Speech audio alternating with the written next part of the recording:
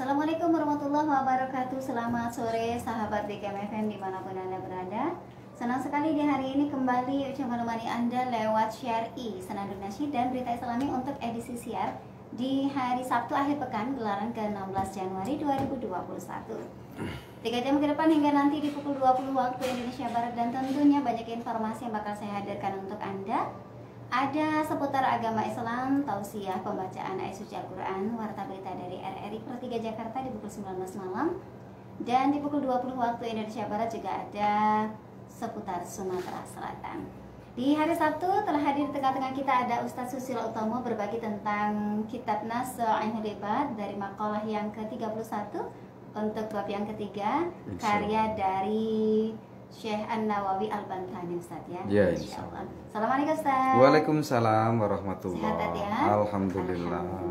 Baik, sahabat BKM FM, kami juga mengundang partisipasi Anda di 07354818800, juga SMS WA di 08117241800. Anda juga bisa menyaksikan siaran kita lewat Facebook Radio BKM FM atau Facebook dari Bapak Susilo Utomo yang saat ini sedang live juga ya. Baik, kita akan dengarkan isi dari makalah yang ke-31. Silakan Ustaz. Terima kasih Mbak Uca. Jazallah Sayyidana Muhammadan anna khairan jazallah Sayyidana Muhammadan anna ma huwa ahlu. Assalamualaikum warahmatullahi wabarakatuh. Waalaikumsalam warahmatullahi wabarakatuh. Alhamdulillah rabbil alamin wa bihi nasta'in wa ala umuri dunya waddin. Wassalatu wassalamu ala nabiyil karim Mustafal amin, amma ba'du. Qala ta'ala fil Qur'anil karim, a'udzu billahi minasyaitonir rajim. Qalu subhanaka la ilma lana illa ma 'allamtana innaka antal alimul hakim. Wa qala alaihi salatu wassalam, man nasiya sholata alayya nasiya tariqal jannah. Wa qala aidan fi haditsin akhar, Allahumma faqihhu fid din wa 'allimhu ta'wil. Pendengar Radio BKM, sahabat Facebook yang dirahmati Allah, bahwa hari ini sampai pada makalah yang ke-31 dari bab Ats-Tsulats. Dan sebelum kita kaji lebih dalam apa yang ada di dalam makalah yang ke-31 ini, kita akan baca satu ulang Al-Fatihah agar ilmu kita muwasalah dan pada akhirnya kita dengan ringan dapat mempraktekkannya dalam kehidupan kita sehari-hari.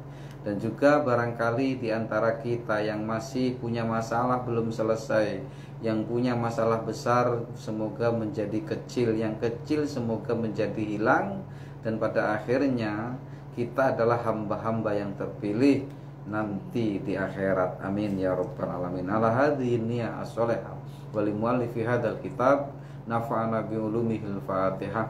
A'udzu billahi minasyaitonir rajim. Bismillahirrahmanirrahim. Alhamdulillahirabbil alamin. Arrahmanir rahim. Maliki yaumiddin. Iyyaka na'budu wa iyyaka nasta'in. Ihdinas siratal mustaqim. Siratal ladzina an'amta 'alaihim ghairil maghdubi 'alaihim waladdallin. Baik kaum muslimin dan muslimat, pendengar Radio BKM sejangkau siar bil khusus kepada Bapak Samsul Huda. Beliau ada di Desa Sidodadi, Condong, Jayapura. Kemarin ketemu dan insya Allah beliau selalu mendengarkan kita ini, Bapak Kiai Haji Samsul Huda, insya Allah. Baik, Al-Maqalah Al-Hadiyata wa Thalathun an Ibrahim bin Adham, kalau bahasanya itu rahimahullah ta'ala. Siapa sih Ibrahim bin Adham? Kita lihat di sini saat dia ditanya pernah annahu qila lahu bima wajadta zuhda. Pernah Ibrahim bin Adham ini ditanya oleh seseorang bagaimana dia sampai pada derajat zuhud. Nah, ternyata di situ ada yang melatar belakanginya, dan siapa yang punya kitab ini bisa dibuka di halaman 14. Di situ disebutkan bi ayyi syai'in ahbabta tarkarohatid dunya talaban lirohatil akhirah. Atau kalau bahasa yang lain, bagaimana hai engkau Ibrahim bin Adham bisa meninggalkan kenikmatan dunia dan menggantikan dan juga mengharapkan kenikmatan akhirat. Apa penyebabnya? Kita lihat di sini, ruwiya diriwayatkan annahu kana sultanan. Dia ini sebenarnya adalah seorang raja atau anaknya raja lah paling tidak. Dan beliau ini lahir di tahun 156 Hijriah. Berarti masih sangat dekat dengan, taruhlah beliau ini adalah tabi'in, insya Allah. Karena beliau langsung berguru kepada para sahabat. Tetapi kenapa beliau ini berbeda? Kok enggak terkenal seperti ahli hadis dan lain sebagainya? Karena beliau fokus bukan pada ilmu pengetahuan yang demikian, tetapi beliau fokus berjalan menuju Allah sampai kepada Allah dengan hatinya. Diriwayatkan pernah suatu ketika dia ini fataroka sultanah, kemudian dia ini bisa meninggalkan kerajaannya. Kenapa? Kita lihat, fajtahada fil ibadah, dan dia hanya berijtihad dalam beribadah fi Makkah wa ghairiha, dan dia di sekitar Mekah dan sekitarnya. Wa fir risalah al-Qusairiyah, ada kitab Ar-Risalah al-Qusairiyah, itu meriwayatkan huwa Abu Ishaq Ibrahim bin Mansur min Quratabalah. Jadi beliau ini nama aslinya adalah Abu Ishaq Ibrahim bin Mansur min Quratibalah, dari apa ya, pedukuhan Balah. Karena min abna'il muluk, dan dia ini adalah anaknya raja yang selalu bergelimang dengan segala kenikmatan dan kemewahan. Kemudian fakharaja yauman muttasidan, saat itu pernah terjadi dia keluar dari kerajaannya untuk berburu. Singkat cerita, fa'athara tha'laban au arnaban, pada saat berburu dia menemukan seekor musang atau seekor kelinci. Wa huwa fi talabihi, dan langsung dia mengejarnya. Karena memang dia tidak berburu khusus pada rusa atau apa, tetapi apapun yang dia dapatkan dia akan kejar. Dia dapat musang dia kejar, dia dapat kelinci dia kejar. Saat dia mengejar itu, fahatafa bihi hatifun, dan saat dia lagi asik mengejar, mengintai mangsanya itu, ada suara. Kalau hatafa, hatif, hatafa itu artinya ada suara tapi nggak ada wujud, itu maksudnya. Tetapi kalau sota atau yasi itu, atau artinya apa? Itu ada maknanya, wujudnya ada gitu. Saut namanya. Berarti kalau orang dengar suara saya ini wujudnya ada orangnya. Ini ada suara, nggak ada wujud. Kemudian didengarkan oleh Ibrahim bin Adham ini, ya Ibrahim, alihada khuliqta am bihada umirta. Ya Ibrahim, apakah kamu diciptakan hanya untuk ini? Maksudnya ini agak menghina, bukan menghina, tapi sebenarnya membangkitkan giroh akhiratnya. Hai Ibrahim, apa kamu diciptakan hanya untuk berburu sih? Apa kamu diperintahkan hanya untuk berburu di dunia ini? Kenapa kamu sering sekali berburu? Karena memang kegemarannya berburu. Kayak saat inilah laki-laki itu hampir semua gemar mancing sekarang ini.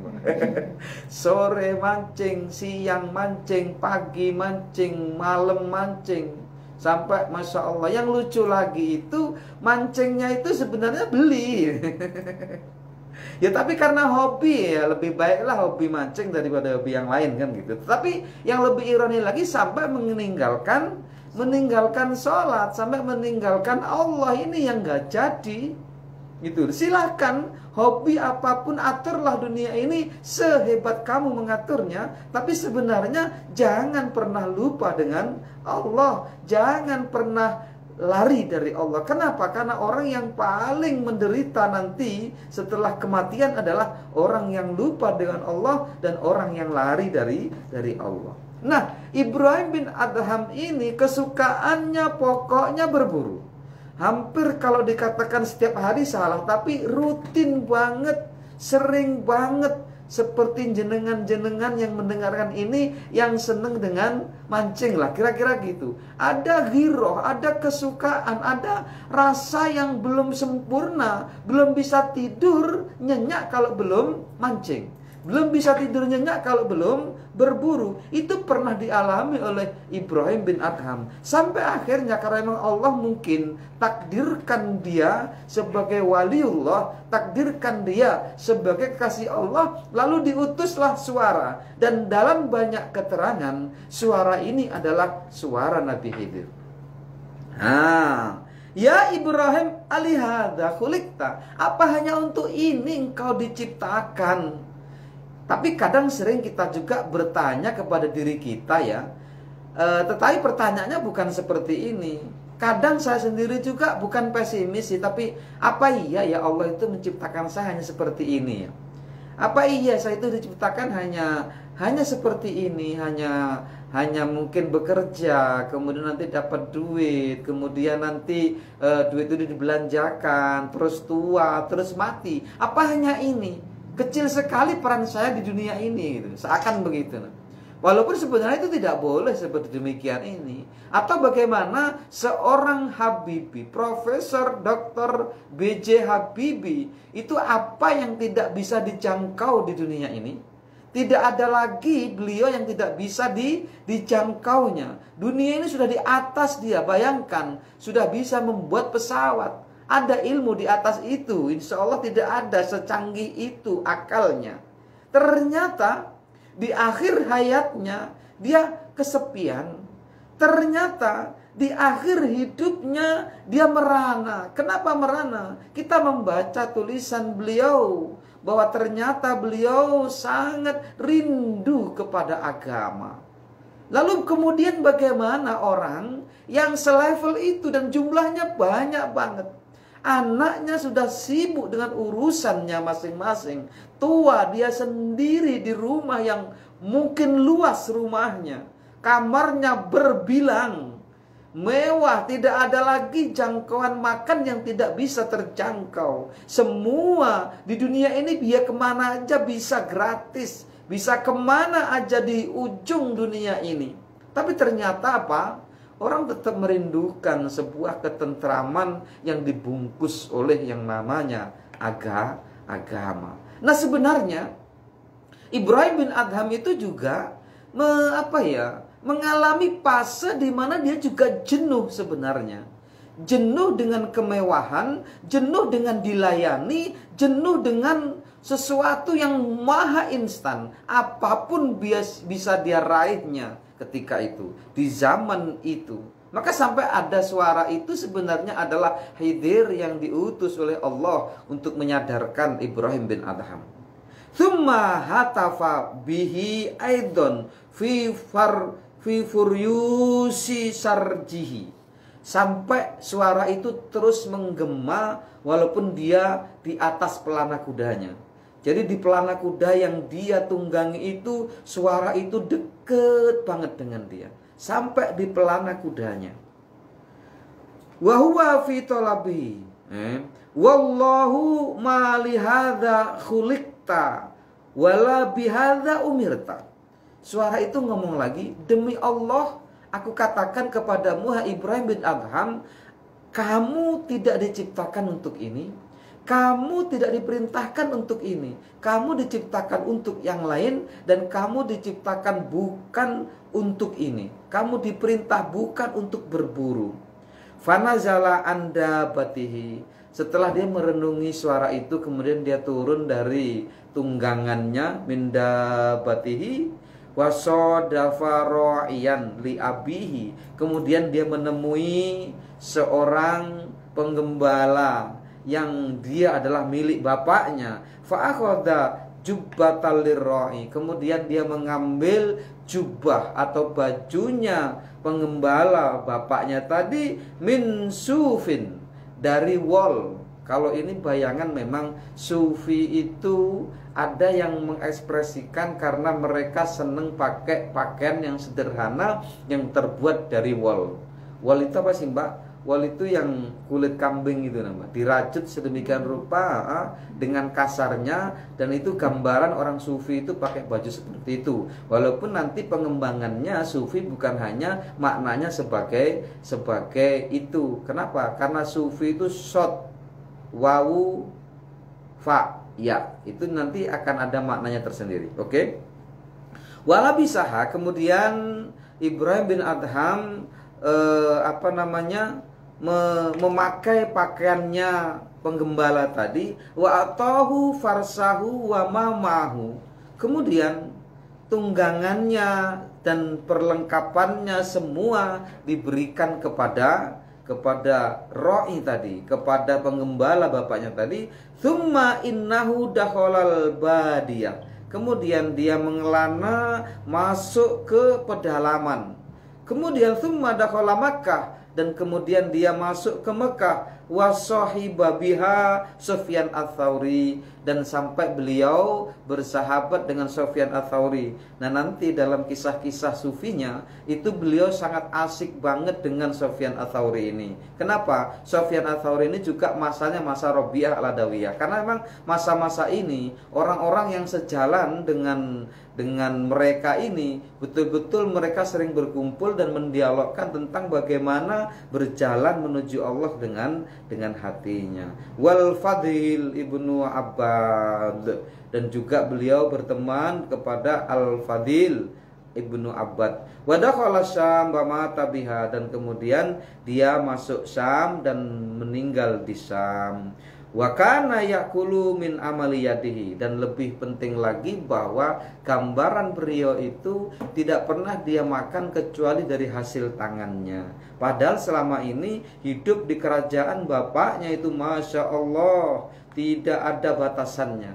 Bahkan dalam riwayat pernah nanti dia itu saat tawaf ada bungkusan yang ditempelkan di Ka'bah. Saat itu Sufyan Ats-Tsauri penasaran, ini kenapa kok banyak bungkusan digantung di Ka'bah. Begitu dilihat ternyata itu adalah tanah. Begitu ditanya, ini tanah ini punya siapa? Ini punya saya. Kenapa? Karena itu makanan saya. Sampai gitu. Jadi makanan beliau itu kalau pas nggak ada makanan roti, yang dimakan adalah tanah.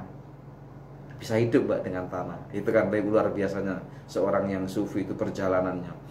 Bukan derajat kita ini. Tapi kenapa sih kita kok banyak harus belajar dengan mereka? Mereka itu Masya Allah luar biasa. Kenapa mereka sampai segitunya untuk meninggalkan dunia? Kenapa sampai segitunya mereka berjalan menuju Allah? Tapi ternyata memang itu adalah pendidikan dari Nabi Khidir alaihissalam, insya Allah.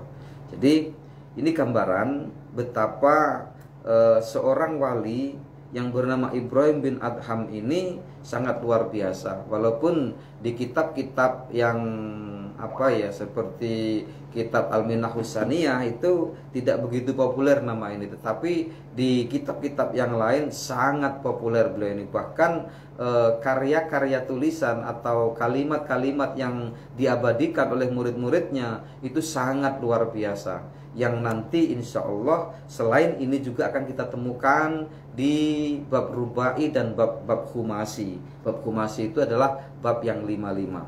Baik, ini sudah hampir 5:30 dan kita belum masuk apa sih yang disampaikan oleh Ibrahim bin Adham. Kita lihat di sini, qala Sayyiduna Ibrahim qala bi thalathati asya'a ra'aitul qabra muhishan.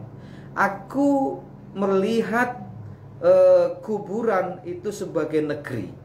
Jadi ini saat dia ditanya, hai Ibrahim bin Adham, dari apa atau dengan apa engkau bisa zuhud? Pertama, ra'aitu al-qabra muhisan.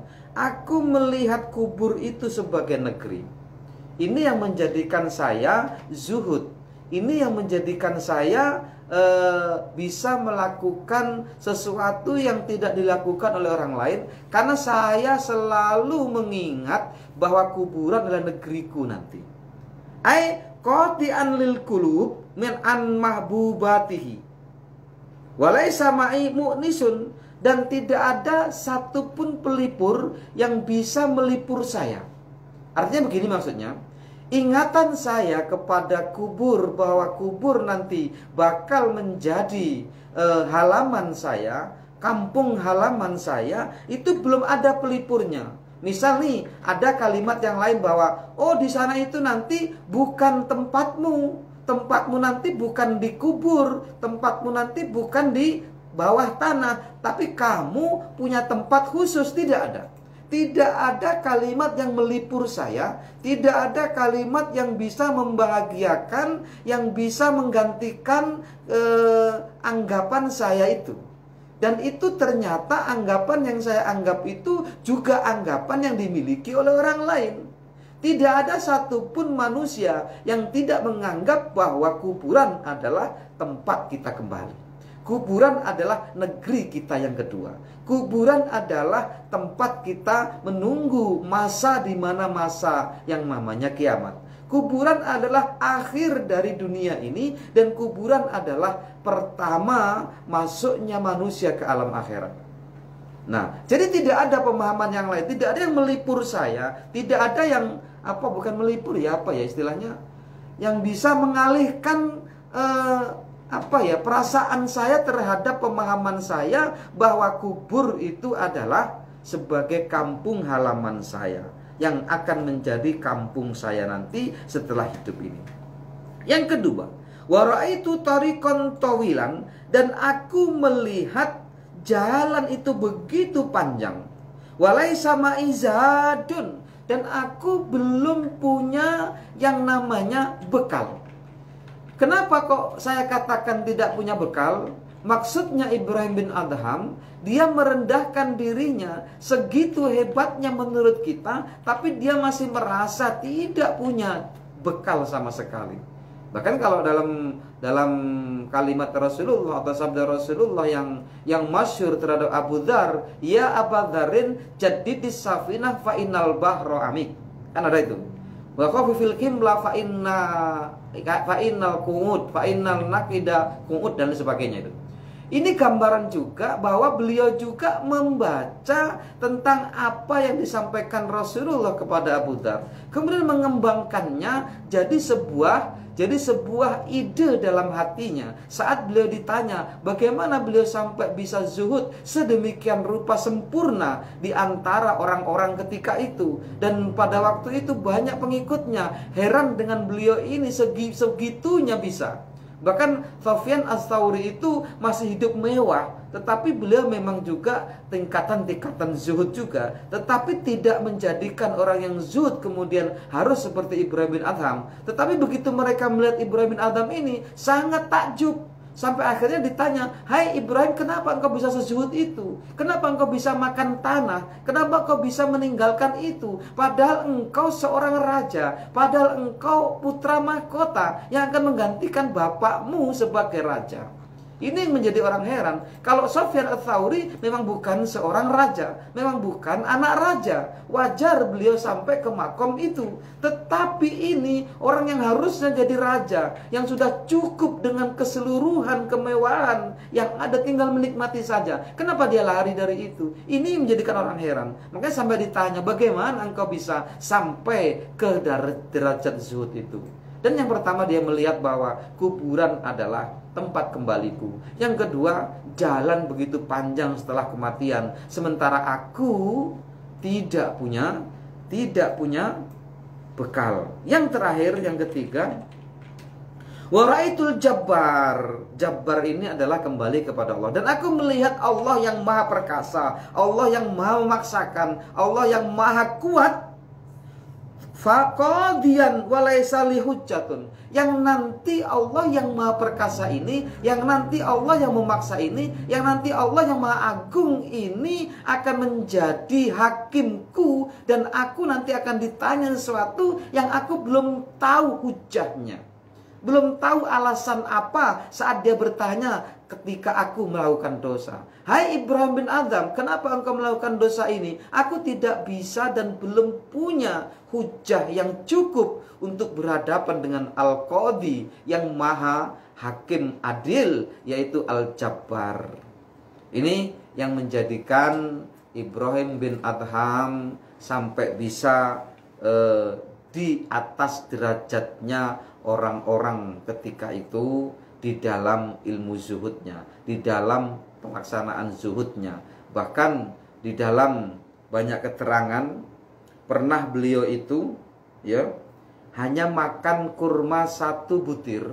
Saat itu dia mau berangkat ke Palestina untuk beribadah, karena kesukaan beliau beribadah berbulan-bulan di mihrab di dekat imam di Masjidil Aqsa, dan itu tempat favorit beliau sampai berbulan-bulan. Saat itu beliau mau berangkat ke Masjidil Aqsa, dan di Makkah beliau membeli kurma untuk bekal berangkat.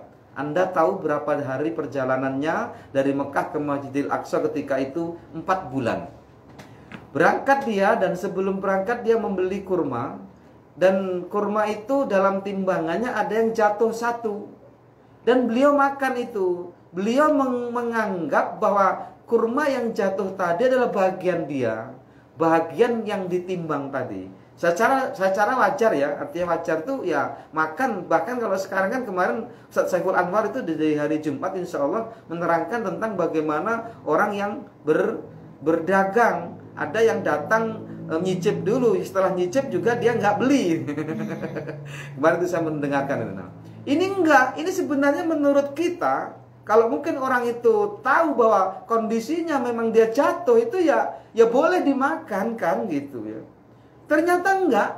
Begitu 4 bulan berikutnya dia sampai beribadah, di dalam masjid itu ada 2 malaikat yang menemaninya lagi berdialog membicarakan tentang Ibrahim bin Adham, padahal beliau di situ. Itu loh. Ini sebenarnya kedekatan beliau kepada Allah, sampai Allah mengutus malaikat untuk memberikan kabar kepada Ibrahim bin Adham bahwa itu salah gitu loh. Lalu si malaikat ini didengarkan oleh Ibrahim bin Adham lagi berdialog. Hei Fulan, kamu dengar nggak? Ibrahim bin Adham itu sekarang doanya nggak makbul. Kenapa? Karena dia pernah makan kurma yang bukan haknya. Coba tuh. 1 ya. Iya. Setelah itu apa yang dilakukan Ibrahim bin Adham? Langsung dia pulang kembali ke Mekah. Coba. Padahal baru nyampe itu. Baru nyampe, pulang ke Mekah lagi, perjalanan 4 bulan. Dicarilah yang penjual tadi tidak ada lagi. Sekarang yang menjual lebih muda. Ternyata anaknya gitu loh. Kemudian bertanyalah, dulu aku pernah 8 bulan yang lalu pernah beli kurma. Tapi bukan kamu pedagangnya, yaitu bapakku. Sekarang sudah meninggal sebulan yang lalu. Dan sekarang saya penerusnya. Coba bayangkan. Ceritalah Ibrahim bin Adham bahwa dia pernah makan 1 butir kurma yang jatuh dari timbangan. Dia menceritakan bahwa dia menganggap kurma yang jatuh 1 butir itu adalah bagian dari yang ditimbang. Ternyata itu bukan yang menjadikan saya sulit usul kepada Allah, menghalangi saya usul kepada Allah. Tolong ikhlaskan. Coba tuh. Akhirnya diikhlaskan juga oleh si anak itu. Dan anak itu ngomong, iya aku ikhlas, tapi aku punya saudara 11. Yang saudara 11 ini belum tentu ikhlas. Coba tuh. Akhirnya Ibrahim bin Adham meminta kepada si Fulan tadi untuk memberikan alamat saudaranya masing-masing. Dan Ibrahim bin Adham kemudian datang ke rumahnya masing-masing, minta supaya direlakan 1 butir kurma. Coba tuh. Luar biasa enggak? Dilakukan berbulan-bulan itu karena jauh-jauh tempatnya. Selesai itu kemudian dia kembali ke mihrab Masjidil Aqsa, beribadah di situ, dan berdialoglah lagi 2 orang malaikat itu, dan dialognya udah berbeda bahwa sekarang Ibrahim bin Adham sudah habis dari dosanya. Coba tuh. Itu saja insya Allah Mbak kajian kita hari ini. Ada ya seperti itu ya. Iya itu. Dan ini sangat sulit untuk ditemu saat Ya, ini ya. yang ngomong juga masih bisa ngomong aja gitu. Nah itu Sulit. bagaimana hukumnya ketika kita belanja nih? Memang sebenarnya diperbolehkan sama pembeli, Yeah. sama penjualnya Yeah. ya, memakan sedikit dari yang dijual. Yeah. Tapi itu tidak masuk dalam timbangan. Boleh, asalkan penjualnya memang Dari itu, ridho ya. ya. Tapi jangan juga berlebihan. Nyicip itu satu, kalau jeruk itu satu lining, bukan satu jeruk loh ya. Satu lining gitu loh. Jadi nanti kan penjualnya itu kan membuka nih. Jangan dimakan semua, nanti untuk yang kedua, yang ketiga, yang keempat. Jangan makan satu butir kemudian nanti belinya cuma setengah kilo. Nanti anaknya bawa 3, semuanya nyoba satu-satu, ya janganlah. Pakai perasaan. Satu butir saja untuk membuktikan manis tidaknya dagangan itu, jeruk itu. Iya. Silakan sahabat BKM yang mau berpartisipasi di sore hari ini lewat telepon 0735481800, SMS WA boleh di 0811724180. Iya, lewat telepon terlebih dahulu. Syar'i, assalamualaikum. Iya, dengan siapa Pak? Di mana? Bisa diulang Pak karena terputus. Dengan siapa?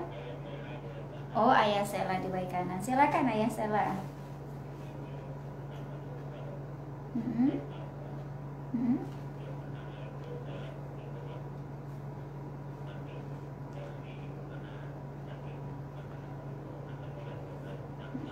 Iya.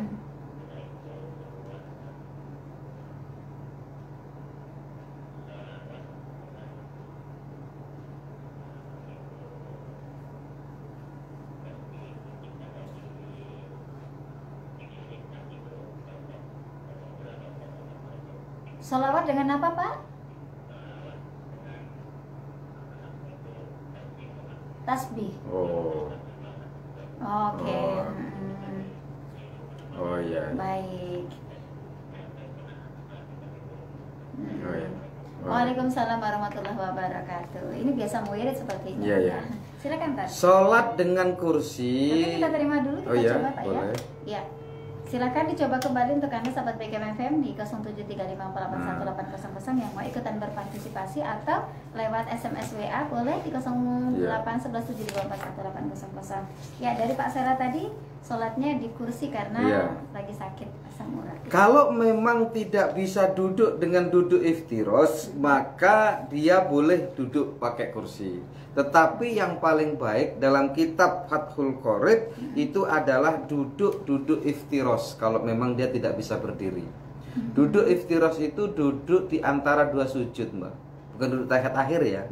Duduk di antara dua sujud yang dia pantatnya itu menduduki epek sebelah kiri. Iya. Nah, itu ya. Maksudnya itu telapak kaki sebelah kiri. Itu bahasa Jawa. Nah ini ya mana ya ini karena ya memang kita nggak masih lagi. di dalam kitab Nasihat Iya, ada juga ya. Ada insya Allah. Tapi di mana letaknya saking kecilnya? Yang jelas gitu. Takbirnya insya Allah ada karena kalau kita cari ini nanti waktunya justru habis. Artinya bahwa al-iftiros man layak, kalau bahasanya gini, kalau dalam bahasa bil makna ya, nggak persis dengan kitab ya. Man lam yakdir bil qiyam wal julus wa afdalul julusi al-iftiros. Jadi siapa yang tidak bisa berdiri maka duduk, dan sebaik duduknya ada duduk iftiros. Wa in lam yastati bil iftiros bima syaa.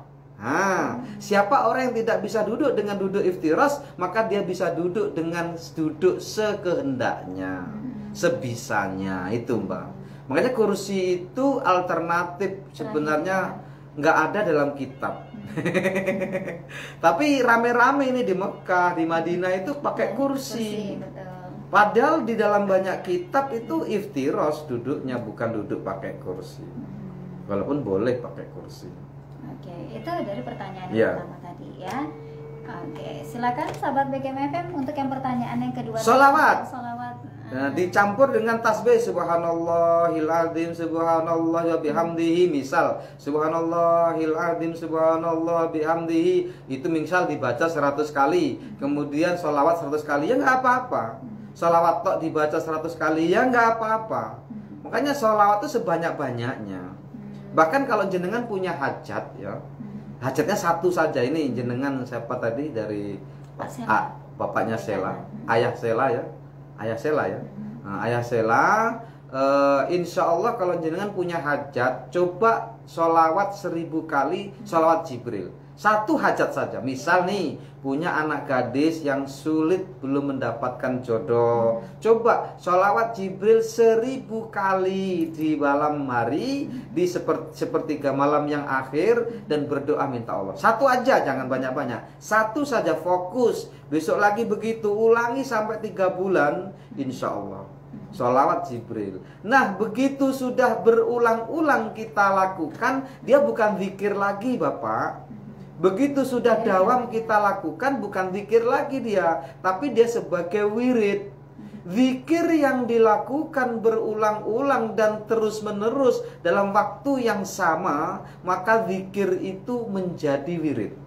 Makanya nanti kalau jenengan masuk thariqah, itu akan ditanya oleh mursyid, jenengan sudah punya aurat berapa? Aurat itu maksudnya adalah zikir yang sudah dawam, sudah istiqomah, kontinuitasnya yang nggak ditanyakan. Tetapi kalau kadang-kadang baca sholawat, kadang-kadang baca la ilaha illallah, kadang-kadang baca ya jabar, kadang-kadang baca ya kohar, kadang-kadang baca, itu belum disebut wirid. Itu masih zikir gitu loh. Masih zikir, belum punya wirid jenengan. Nah, wirid itu nanti yang akan menghasilkan. Karena kadang begini loh kaum muslimin dan muslimat, dalam kita berdoa itu kadang kita minta sama Allah, minta surga.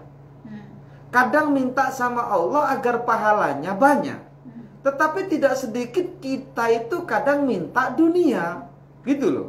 Nah, minta dunia ini dengan cara apa? Dengan cara berdoa. Salah satunya apa? Merubah zikir menjadi wirid. Nah, misal kita punya hutang yang banyak nih, coba dulu baca Allah, Allah, Allah 60 kali. Minta coba sama Allah 60 kali setiap salat baca Allah, atau sambil duduk baca Allah 60 kali berdoa. Nanti diulang lagi 60 kali berdoa. 66 kali, maaf, 66 kali. Kenapa 66 kali? Dalam simpulnya, dalam huruf alif itu adalah 1, lam itu 30, lam itu 30, dan ha itu 5. Abajatun, hawazun, hatoya. Terus ada terus sampai itu. Ada nanti yang 3000. Apa, fa itu 3000 itu, fa itu nilainya. Huruf fa itu 1000, Mbak, nilainya. Nanti ada nilainya 500, ada nilainya 100 itu. Nah, kenapa Allah harus dibaca 66 kali? Itu adalah dari jumlah huruf itu. Setelah itu mintalah apa saja permintaan. Yang penting satu fokus, jangan banyak-banyak. Satu fokus, insya Allah. Insya Allah, apapun itu, pokoknya fokus satu. Lakukan ini 3 bulan atau lebih sampai Allah mau memberikan ijabah. Allah, Allah agak dipanjangkan Allahnya biar lebih masuk di channel Allah. Allah 66 kali, jangan lupa kaum muslimin. Dicoba. Itu juga salah satu cara kita mendekatkan diri kepada Allah. Ya, dengan permintaan. Dan siapa orang yang biasa melakukannya tadi? Ya kita nggak tahu, Allah Pak ya. Karena tadi ditanyakan juga seperti itu. Maksudnya? Siapa yang pernah melakukan hal yang sama? Maksudnya zikir yang seperti itu. Oh iya. Maksudnya gimana maksudnya? Iya, orang-orang yang oh ya, orang banyak. Hampir semua, hampir semua ustadz punya amalan. Amalan wirid itu punya amalan. Apalagi orang-orang yang sudah masuk ke thariqah, itu ada kewajiban mereka. Mereka sudah berbaiat untuk membaca zikir tertentu menjadi wirid. Bahkan kalau sampai ketinggal 1 hari kurang, dia akan berhutang untuk dibayar besoknya. Seperti itu. Oke, itu tadi ayah salah. Terima kasih. Lanjut lagi kita ke SMS. Assalamualaikum Ustaz. Waalaikumsalam warahmatullahi wabarakatuh. Pak Ustaz, Mbak Uca mau tanya, setiap aku atau orang yang aku kenal akan didatangkan keburukan, aku tuh selalu diberitahu dalam mimpi. Masalahnya ini, apakah itu langsung dari Allah atau dari siapa Ustaz? Dari hamba Allah.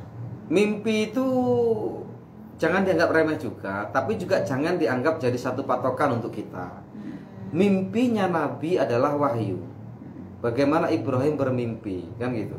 Bahkan azan yang disyariatkan saat ini dan sebelum kita hadir ke dunia ini itu juga hasil dari mimpi. Jangan dianggap remeh mimpi. Sholawat nariyah itu juga hasil mimpinya ulama. Dan banyak sholat-sholat yang lain itu hasil mimpinya bertemu Rasulullah. Dan masih banyak riwayat-riwayat tentang mimpi. Nah, bagaimana mimpi kita? Mimpi kita itu ada kemungkinan 3. Memang betul-betul dari Allah. Dan itu tandanya biasanya sudah lepas sepertiga malam yang kedua. Mau masuk sepertiga malam yang akhir, kita bermimpi. Dan pada waktu mimpi itu kita dalam keadaan tidak berhadas kecil dan tidak berhadas besar. Itu biasanya mimpi itu memang hak itu. Tetapi kalau kita dalam keadaan hadas kecil, dalam keadaan hadas besar, itu boleh jadi mimpi dari setan. Boleh jadi mimpi karena memang kita itu sering memikirkannya. Mikirkan tulqiyam, nanti yang datang tulqiyam. Kalau kita mikirkan Mas Joko, nanti ya Mas Joko yang hadir di dalam mimpi. Seperti itu. Jadi ada 3. Mimpi dari Allah hak. Yang kedua, karena sering diingat. Yang ketiga emang dari setan. Nah, kalau dari setan itu mengerikan dan tidak bisa ditafsirkan. Bahkan kita mungkin ketemu di tempat yang rawan, di tempat yang sunyi, nggak ada siapa-siapa, genderuwo dan sebagainya. Nah, itu iblis tuh. Nah, kalau mimpi buruk disunahkan kita untuk meludah ke sebelah kiri. Jangan meludah beneran, nanti suaminya kena. Simbol aja. Simbol aja gitu. Itu berapa kali kalau meludahnya, Pak? 3 kali. 3 kali ya. Iya. Itu sunahnya sahabat BKMFM. Baik. Insya Allah itu mimpi yang baik. Artinya mimpi dari Allah, insya Allah.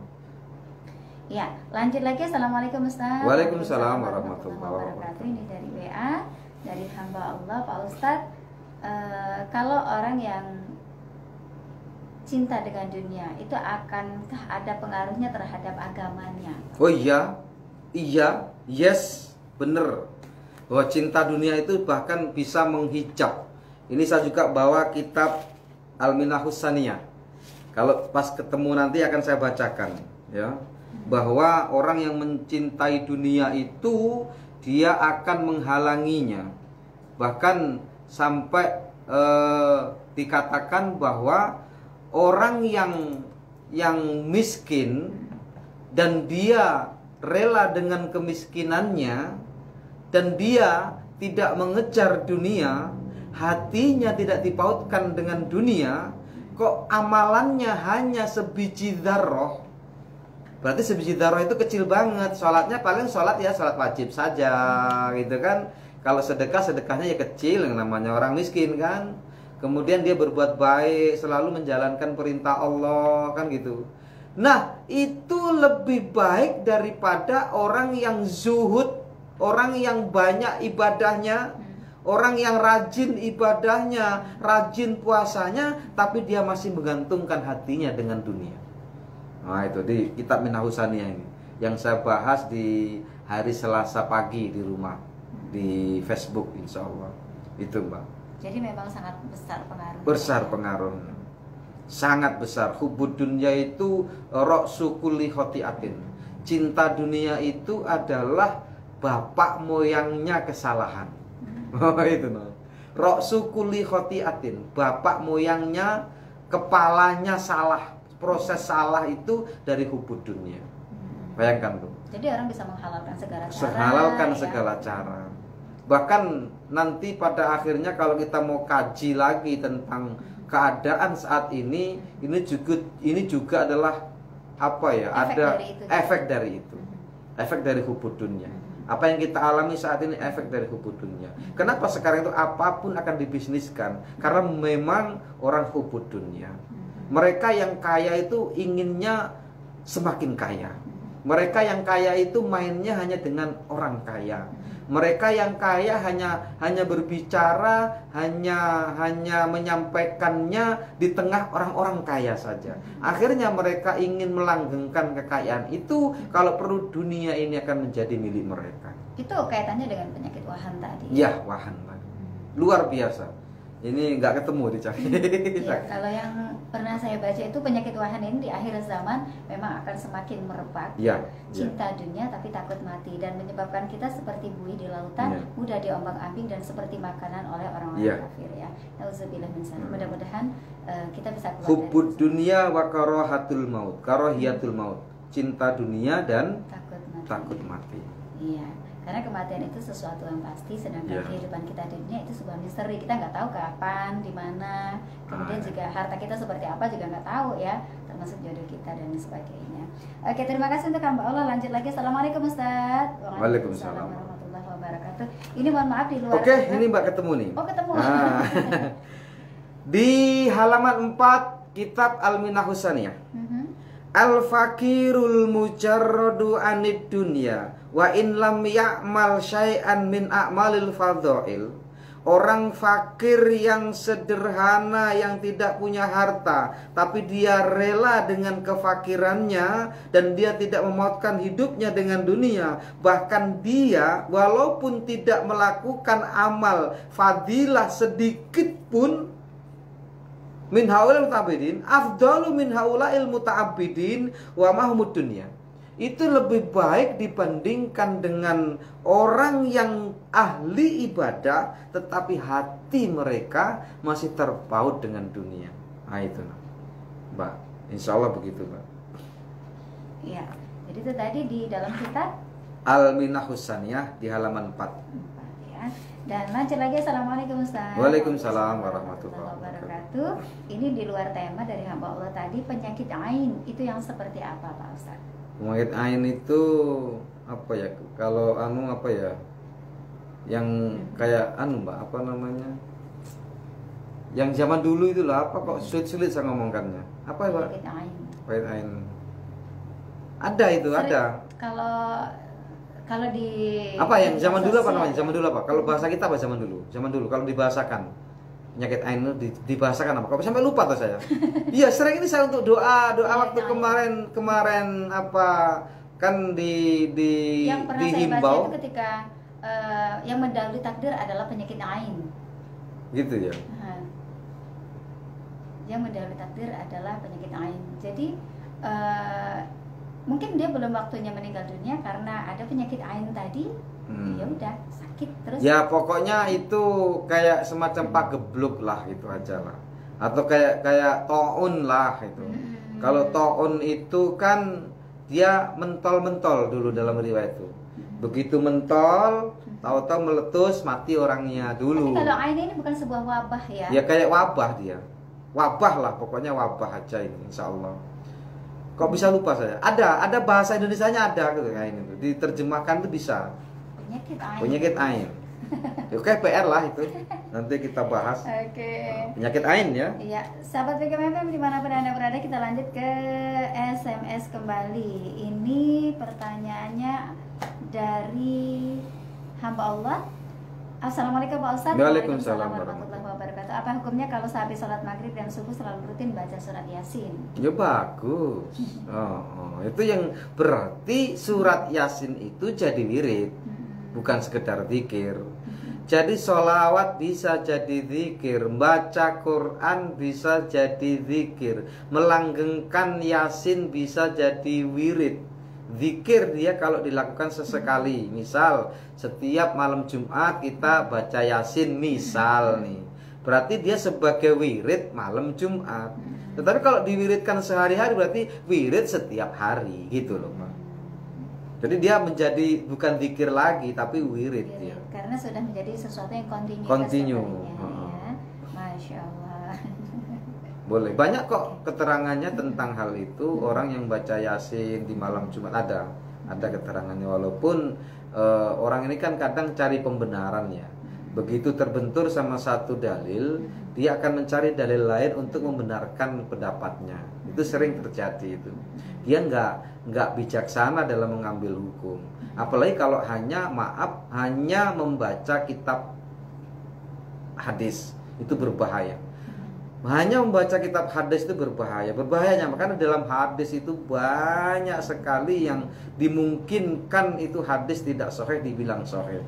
Misal nih saya katakan sesuatu yang dalam Al-Qur'an, yang dalam ucapan saya, terus saya embel-embeli Bukhari Muslim misal nih. Ini saya sampaikan kepada orang yang nggak tahu ilmu hadis, yakin nggak? Yakin. Dan kemudian nanti diturun-temurun sampai, nah begitu kita teliti, kita lihat di kitab Mustalahul Hadis, kan ada dalam hadis itu ada namanya ilmu sanad, ada ilmu matan, Pak. Itu harus mampu dan mumpuni dulu, baru bisa menyimpulkan bahwa hadis itu sahih atau enggak. Oke, sudah sahih, tapi sudah dihapus apa belum? Misal seperti yang saya sampaikan kemarin di hari Jumat sama Mbak Yola, tentang bagaimana orang menganggap dengan mengambil satu dalil dari hadis itu udah cukup. Dia mengambil dari hadis di dalam kitab Bulughul Maram.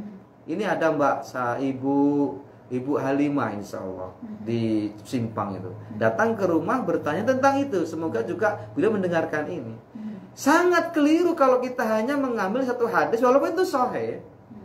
Apa yang diambil bahwa ada seorang wanita yang datang kepada Rasulullah dan bersamanya seorang anak perempuan yang memakai gelang. Kemudian Rasul bertanya, apakah gelang ini sudah dizakatkan? Ibu itu nanya belum, menjawab belum. Lalu Rasul ngomong, kalau gitu nanti apakah kamu nggak takut? Nanti Allah akan menggelangkan untuk anakmu api neraka kalau belum dizakati. Lalu dilepaslah itu dan diberikan kepada Rasulullah. Ini dia anggap bahwa gelang emas yang dipakai harus dizakati. Padahal di seluruh kitab ilmu fikih rata-rata itu gelang emas yang dipakai perempuan itu tidak dizakati. Jadi akan jadi polemik nanti. Padahal ternyata di dalam kitab Kifayatul Ahyar itu disebutkan, kemarin kita sampaikan, kenapa kok waktu itu Rasul meminta zakatnya? Karena pada zaman itu ketika perempuan datang kepada Rasulullah itu di zaman wanita belum boleh pakai emas. Itu makanya kalau belum boleh pakai emas berarti masih harus zakati. Seperti laki-laki pakai emas tetap dizakati. Karena memang tidak ada kebolehannya. Misal seorang laki-laki punya emas 90 gram misal nih. Yang disimpan 80, yang dipakai 10, tetap bayar zakat. Tetapi kalau wanita enggak. Misal wanita punya 90 gram, yang dipakai 10 gram, dia belum bayar zakat karena nisabnya 85 gram. Di situ Mbak hukum itu. Jadi nggak cukup satu hadis kemudian kita ambil jadi patokan kita, nggak boleh. Makanya belajar fikih jangan belajar hadis dulu, belajar dari kitab fikih, bukan belajar dari kitab hadis dulu. Nanti ada benturan di hadis itu banyak yang jangankan kok kitab yang lain, di kitab Bulughul Maram itu kecil loh Mbak. Itu ada hadis yang berbeda-beda. Sama-sama sahih. Ini saya nggak bawa kitabnya nih, bisa saya tunjukkan. Oke. Itu Jadi sebagai penguat untuk menentukan sebuah kebijakan. Ya. Jadi ilmu hadis itu penguat dan kuasai dulu ilmu matannya, kuasai dulu ilmu sanadnya. Apa sih matan? Matan itu adalah redaksinya. Apa sih sanad? Sanad itu adalah orangnya yang meriwayatkan. Ada saja satu yang meriwayatkan dia pernah berbohong, itu sudah rusak hadisnya. Oh, seperti itu. Siapa isi A ini? Siapa si A ini? An sampai kepada Rasulullah. Ada nggak kira-kira? Nanti kalau seandainya ketemu di sini ada orang yang pernah berbohong, hadis ini nggak dipakai, kita cari jalur yang lain. Karena hadis itu bisa dari jalur Bukhari, bisa jadi jalur Muslim. Jalur Muslim mungkin dari Abu Hurairah, dari jalur Bukhari mungkin dari Aisyah. Berbeda-beda, Mbak. Itu harus dipahami dulu. Dan itu tidak bisa didapat kecuali orang yang belajar ilmu hadis. Termasuk nanti ada penyempurnanya namanya kitab Mustalahul Hadis. Wow, panjang itu Mbak. Nah, dengan sederhananya lebih enak kita belajar fikih pakai ilmu kitab fikihnya ulama. Simple. Nggak pakai hadis Mbak. Itu makalah saja. Iya, penting, semuanya penting. Tapi lebih penting kita belajar ilmu fikih dulu. Kenapa? Ilmu fikih itu dari madzhab dan madzhab itu datangnya lebih dulu daripada ilmu hadis. Gitu loh. Imam Syafi'i itu lahirnya di tahun 150-an ya, atau 205 lah ya. Nah, sementara Imam Bukhari berapa? 400-an. Jauh gitu loh. Untuk ngan-ngannya itu lebih panjang. Kalau Syafi'i cukup an Syafi'i, an sahabat, an Rasulullah. Nah itu Mbak. Makanya dahsyat kalau kita baca kitab fikih dulu. Ya, sahabat BGMFM dimanapun Anda berada, ini ada pertanyaan satu lagi Pak Ustaz sebagai penutup ya, dari Pak Edi di Muara Enim. Pertanyaannya, apa hukumnya umpamanya kita ini menemukan buah di kebun orang tapi tidak lagi dipelihara, si empunyanya karena meninggal. Nah itu gimana Pak Ustaz? Mohon penjelasan. Al-ada, kebiasaan kira-kira boleh nggak? Nah, jadi kebiasaan itu gimana? Kebiasaan itu kira-kira di daerah itu kalau kebun ya, kebun ditinggal itu kira-kira empunya nanti marah nggak kalau empunya rela nggak? Kalau emang semuanya udah mengetahui bahwa empunya nanti nggak marah, empunya rela, bahkan mungkin empunya itu pernah ngomong, ambil saja kalau saya tidak ada lagi nanti, misal nih, maka itu halal. Tetapi kalau kita dan masyarakat sekitar situ dan pemahaman masyarakat sekitar situ bahwa kebun yang ditinggalkan oleh orang itu tidak boleh dimakan, maka itu tidak boleh. Jadi kita hukumkan kepada kebiasaan di situ. Maka sampai ada kaidah al-adatul muhakamah. Kebiasaan itu kadang bisa jadi hukum. Itu bukan, jangan salah, kebiasaan adat bukan, tapi kebiasaan orang di situ bisa menghasilkan hukum. Betul. Oke, ini pertanyaan kedua masih dari Pak Edi tadi, mana yang benar kalimatnya? Ya. Wama yudil falahadiyalah atau yama yulil falahadiyalah? Wama yudlil. Oh. Wama yudlil falahadiyalah. Itu loh. Jadi yang pertama Mayahdillahu fama yudlil falahadiyalah. Bisa Itu gimana sih? Gimana sih itu, Mbak? Yang lengkapnya gimana? Innal hamdalillah nahmaduhu wa nasta'inu wa nastaghfiruh wa na'udzu billahi min syururi anfusina wa min sayyiati a'malina may yahdihillahu fala mudhillalah. Atau boleh may yahdillahu, tapi dibaca may yahdillahu boleh, atau dibaca may yahdihillah. Jadi ada domirnya di situ. Dihilangkan domir juga nggak apa-apa. Boleh. May yahdillahu fala mudhillalah. Siapa yang Allah berikan petunjuk, maka tidak satu pun bisa menyesatkannya. Wa may yudlilhu fala hadiyalah. Dan siapa yang menyesatkannya, siapa yang Allah sesatkan oleh dia kepada dia tadi, maka tidak ada satu pun yang bisa memberikan petunjuk. Ini maknanya itu. Mayyahdihillahu fala mudhillalah wa mayyudlilhu fala hadiyalah. Pakai domir saja. Jadi mayyahdihillahu fala mudhillalah wa mayyudlilhu fala hadiyalah. Oke, itu tadi sebagai penutup pertanyaannya. Mungkin ada pesan yang ingin disampaikan. Terima kasih. Ini ada sebenarnya Hermansyah. Assalamualaikum Pak Izin bertanya, di luar tema bagaimana konsep pemimpin yang diterapkan oleh Nabi Muhammad, karena di dalam buku 100 orang hebat berpengaruh dunia karya Michael Hyatt ya, itu menempatkan Rasulullah mungkin itu pertama. Ya, yang jelas luar biasa. Kalau pengen ngerti bagaimana Rasulullah itu, ya kita mungkin agak mensadur ke sini ya. Yang banyak riwayatnya yang sudah betul-betul dahsyat itu dikatakan oleh Anas bin Malik. Karena Anas bin Malik itu pernah menangi bertemu langsung dan dia menjadi pembantu ya kalau nggak salah ya. Rasulullah ya. Bukan memenangi, bukan apa ini. Mengalami pemerintahan Umar bin Abdul Aziz. Umar bin Abdul Aziz itu di tahun 99 Hijriah. Dan saat itu Anas bin Malik, karena memang didoakan umur panjang ya, sampai masih hidup itu tahun 99 Hijriah itu masih hidup Anas bin Malik. Jadi udah ratusan tahun hidupnya, sudah lebih dari 100 tahun. Dia mengatakan bahwa pemerintahan Khalifah Umar bin Abdul Aziz itu seperti Rasulullah. Oh gitu.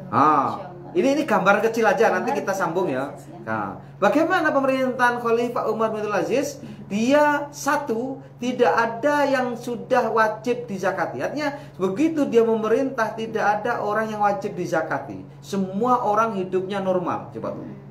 Yang kedua, cirinya adalah serigala bisa digembalakan dengan kambing. Rasulullah lebih dari itu. Kira-kira gitu aja. Itu ciri yang dua saja itu dari Umar bin Abdul Aziz itu sudah membelalakkan mata kita. Bagaimana mungkin kok kambing yang sebenarnya dia adalah makanannya serigala. Kenapa kok bisa dikembalakan dengannya? Coba. Karena sudah melimpah ruah makanannya, Iya, mungkin makan yes, lain lagi. yes. Ya. Itu sebenarnya juga gambaran bahwa orang yang kaya tidak makan yang miskin, orang penguasa tidak makan rakyatnya. Itu yang penting. Kejam itu. Kejam sekali dah. Kadzibi yakulu indal izzati dziba. Itu gambaran kepemimpinan yang rusak. Kadzibi yakulu indal izzati dziba. Seperti serigala yang makan serigala saat serigala yang dimakan itu lemah. Ini kata ulama nih. Jadi pemerintahan yang kacau begitu. Kadzibi yakulu indal izzati dziba. Serigala yang makan serigala yang dimakan itu dalam keadaan lemah. Ini bukan kambing lagi, serigala makan serigala. Kalau udah seperti itu, wallahualam. Apakah kita sudah mengalaminya? Wallahualam. Saya nggak bisa bicara itu. Yang jelas hati dan pikiran kita bisa merasakan Ya, seperti apa ya. ya. Wallahualam bisawab, mudah-mudahan ini bermanfaat Ya. untuk menambah wawasan kita. Perlu Terima banyak kasih. kajian tentunya untuk Ya. saat ini ya. Ada pesan tadi, silakan. Ya, terima kasih kaum muslimin dan muslimat mendengar Radio BKM dimanapun Anda berada. Insya Allah apa yang kita kaji murni, tidak ada tendensi apapun, tidak dalam mencari apapun. Yang jelas bahwa niat saya hanya menyampaikan ilmu Allah, tidak lebih tidak kurang. Innamal likulli jurhin burun wala bur alim acara kalisan. Kalau bedang lu ketemu hasil harapan sembuh, kalau lisan lukai hati kemana obat nak dicari. Ta'alaiqa fi yaumil qadim insyaallah in uridu illa islah mastata'tu. Wassalamualaikum warahmatullahi wabarakatuh. Waalaikumsalam warahmatullahi wabarakatuh. Terima kasih Ustadz. Terima kasih juga untuk Anda sahabat BKM FM yang sudah berpartisipasi di sore hari ini. Mudah-mudahan apa yang kita hadirkan bisa bermanfaat untuk menambah wawasan, dan dengan bertambahnya ilmu maka bertambah juga iman dan ketakwaan kita kepada Allah dan Rasulullah SAW. Insya Allah di Sabtu yang akan datang kita akan hadirkan Insya kembali Allah. beliau masih membahas kitab Nasuhain Hebat, masih lanjutannya ini ke 32 32, ya, insya Allah. insya Allah dari bab yang ketiga. Dan selanjutnya kita akan dengarkan pembacaan ayat suci Al-Quran. Tetap bersama kami di 100,1 BKM FM.